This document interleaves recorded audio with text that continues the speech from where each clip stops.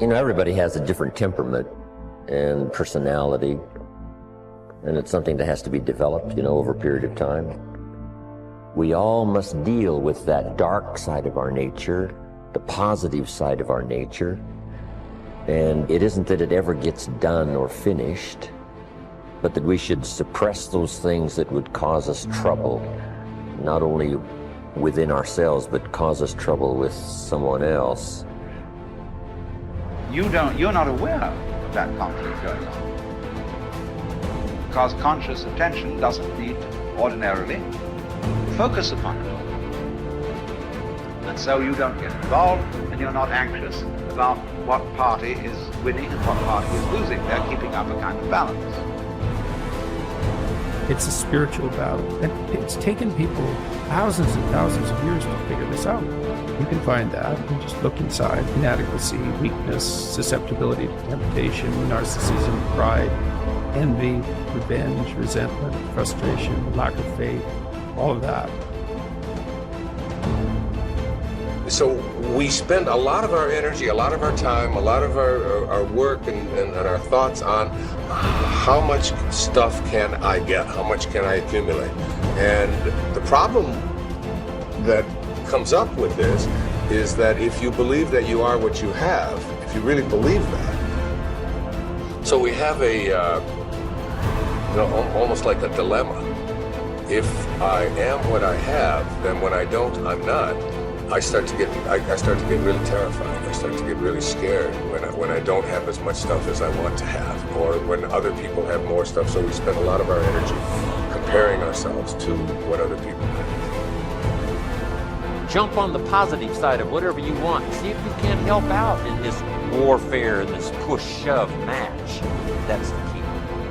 That's why the old wise man said, we must learn to love and hate.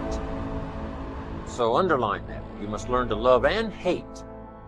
And the illustration he used was, you must learn to love good and hate evil. But the major key to your and my future, the major key to you and mine being able to put our lives together, to get up and move forward, the major key to creating the next greatest version of ourselves and looking out for our families and improving our lives and our community. The major key is you. It's me. It's all of us. We have to decide that we're going to take responsibility.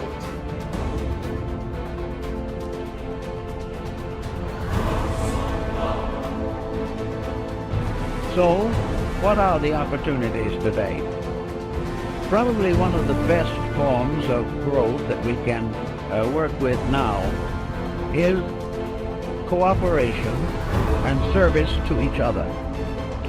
The individual finds perhaps the greatest basic joy that there is in the human composition when he brings joy or releases joy through other persons.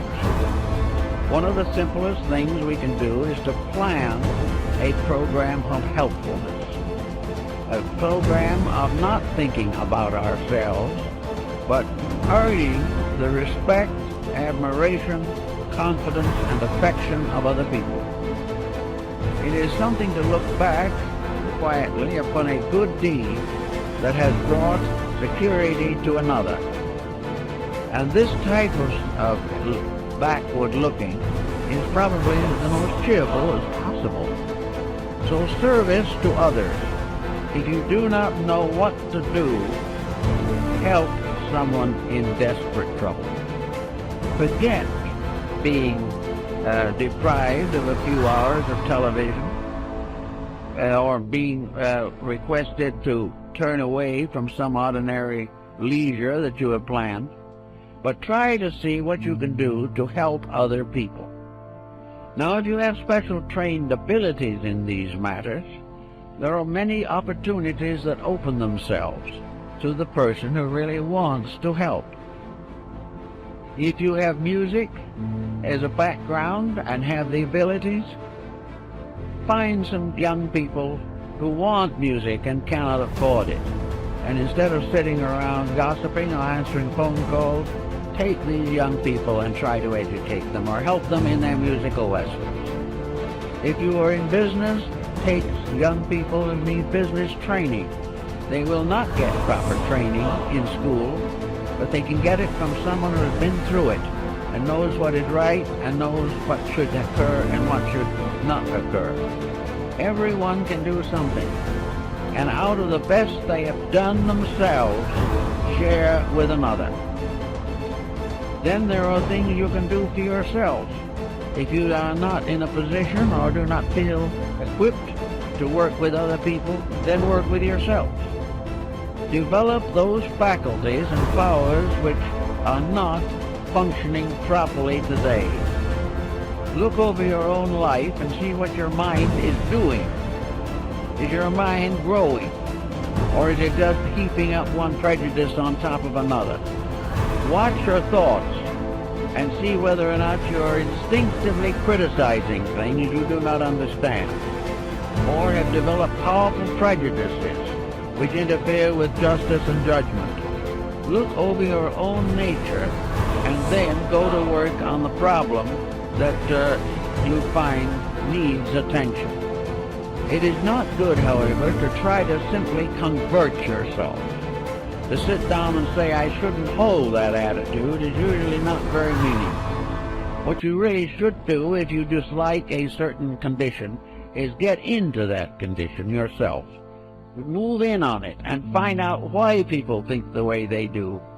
Instead of criticizing from some set point within yourself, find out why other people are not more successful in their judgments.